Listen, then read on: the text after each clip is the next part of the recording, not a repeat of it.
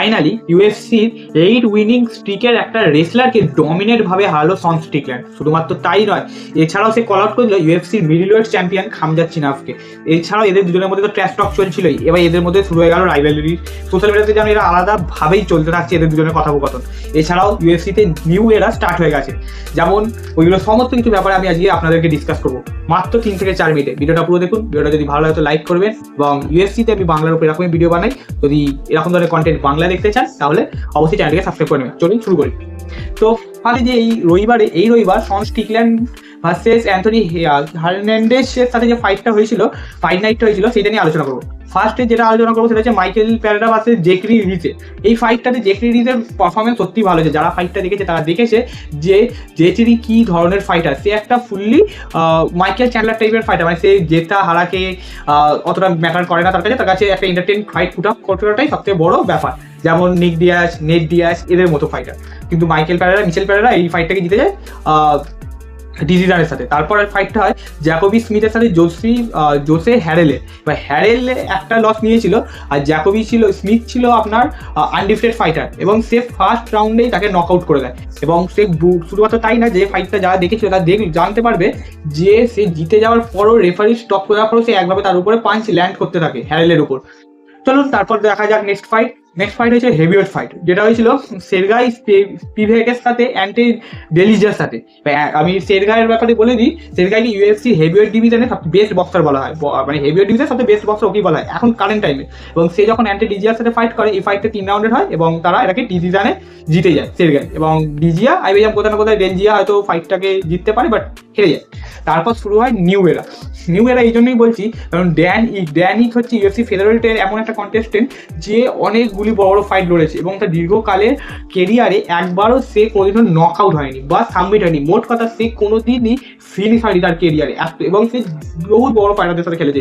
জোস অ্যামেটের মতো বড় বড় ফাইটাররাও তাকে ফিনিশ করতে পারেনি। তাকে মেলকুজিয়েল কস্টা নামের ফাইটারটা খুব সহজেই নক আউট করে দেয়, ফার্স্ট রাউন্ডে নক আউট করে দেয় আপনার। এবং তাও আবার ব্যাক লেগ দিয়ে বা ফ্রন্ট লেগ বা ব্যাক লেগ দিয়ে তাকে নক আউট করে দেয়। এবং এটা গেল যে কস্টা একটা কস্টা মেবি ইন ফিউচার একটা বড় ফাইটার বা এন্টারটেনিং ফাইটার হতে পারে। Second Jeff O'Neil UFC world ওয়াইডে ফাইট করে থাকেন, এবং ইনিও ইউএফসি টপ কন্টেন্ডার এবং ফরমার চ্যাম্পিয়নের সাথে ফাইট করে এসেছেন। এবং তাকেও ফার্স্ট মিনিট 1 মিনিট 19 সেকেন্ডের মধ্যে নক আউট করে দেয় ইউরোস মেডিকে। যদি আপনি ফাইটটা দেখেন, এইগুলো আপনি দেখুন একবার, দেখবেন ওই নতুন ফাইটারটার কি স্কিল এবং তার মানে নক আউট আর্টিস্ট যাকে বলা হয়, সে দুর্দান্ত পারফরমেন্স বিল্ড আপ করেছে। তাকে যদি তার শুধুমাত্র এই ম্যাচই না, তার যদি প্রিভিয়াস ফাইটও আপনি দেখে থাকেন বা তার ব্যাপারে দেখেন, সে বেশিরভাগ ফাইট নক আউট দিয়েই যেতে, এবং সে যে ফাইটগুলো হেরেছে সেগুলো নক আউটেই হেরেছে। আমার মনে হয় যে ওয়ার্ল্ড ওয়াইড ডিভিশনে আজকে 2 বছর পর এই ফাইটারটা গিয়ে ইউরোস মেডিক গিয়ে একটা বড় টপ কন্টেন্ডার হতে পারে। চলুন এবার যাওয়া যাক মেন ইভেন্টে।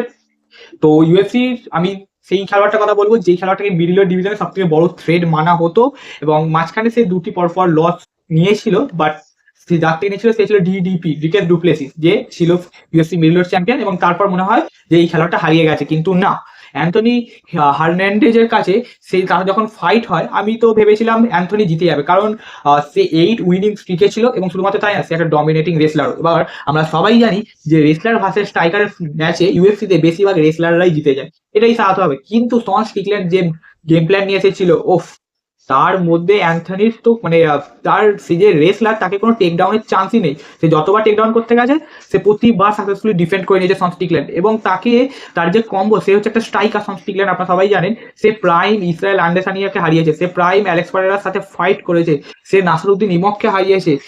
সে সন স্ট্রিকল্যান্ডের কেরিয়ার বিশাল বড় বড় ফাইটারদের নাম লুকিয়ে আছে তার কেরিয়ারে। সে অনেক বড় বড় খেলোয়াড়দের শুধু হারায়নি, সে ইউএফসি মিডলওয়েট ফরমার চ্যাম্পিয়নও।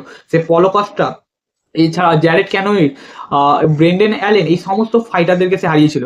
শুধুমাত্র এর জন্য আমি কিন্তু তার যেহেতু এজ হয়ে গেছে এবং সে পরপর 2টো ফাইট লুজিং করেছিল, তাই আমরা ভাবি যে সে আর পারবে না, কিন্তু না, সে ডমিনেটলি ভাবে হারায় অ্যান্থনিকে। শুধুমাত্র তাই না, তারপর যেটার উপর আমাদের সবার নজর ছিল, সে কল আউট করে দেয় খামজাত চিমায়াভকে। হ্যাঁ, সে বলে যে খামজাত একটা সত্যি একটা মানে এমন একটা চ্যাম্পিয়ন যে বছরে একটা করে ফাইট করবে কিন্তু 50টা করে কল আউট করে থাকবে, যেটা সত্যি। হ্যাঁ, আমিও মানি সত্যি।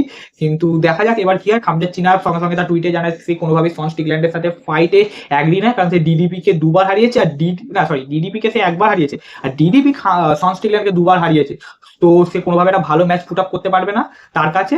তো এখানে তাই জন্য খামজাদ চিনাফ বললো যে সন স্টিকল্যান্ডের সাথে ফাইট করা, কিন্তু আমার মনে হয় তো এখানে ইউএফসি বা কমব্যাট স্পোর্টসে তাকে হারিয়েছে বলে সে অন্য একটা খেলোয়াড়কে হারাতে পারবে না, এটা ভুল কথা। কারণ সন স্টিকল্যান্ডের স্ট্রাইকার হচ্ছে একটা বক্সিং স্ট্রাইকার, এবং সে ইউএফসি মিডল ডিভিশনের বেস্ট বক্সারও বলা হয় এখনকার দিনে। এবং এটা সত্যিও আমার মনে হয় সে খামজাদের এগেন্সে একটা ভালো ফাইট পুট আপ করতে পারবে।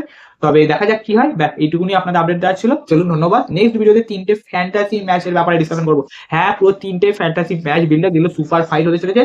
আমি এই ভিডিওটা নেক্সট ভিডিওতে আপলোড করবো। যদি দেখতে চান তাহলে অবশ্যই চ্যানেলটিকে সাবস্ক্রাইব করে দিন। চলুন।